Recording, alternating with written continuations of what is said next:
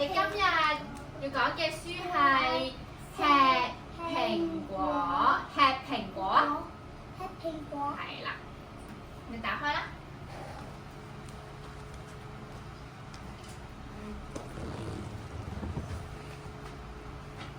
嗱，呢個係咩啊？姐姐係啦，姐姐給圓圓俾一個蘋果，呢個咧？哥哥也給芳芳咩啊？一個蘋果。好，下一版。圓圓和芳芳一咩啊？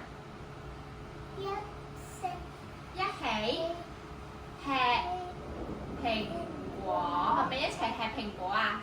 一起啊，呢個一起，直接一起吃蘋果。咩時候嗎？係啦，圓圓的蘋果掉了，他哭了。他說咩啊？我的蘋果掉了，所以佢喊係咪啊？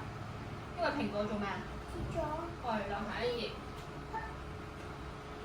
芳芳說：圓圓，不要哭，不要哭，跟住咧，我的蘋果給你吃。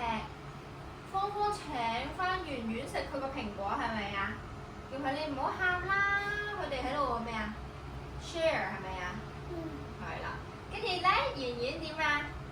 係啦，呢個咩字啊？笑了，你笑下。係啦，圓圓笑了就話芳芳，人哋送嘢俾你，你要講咩啊？芳芳，謝謝你。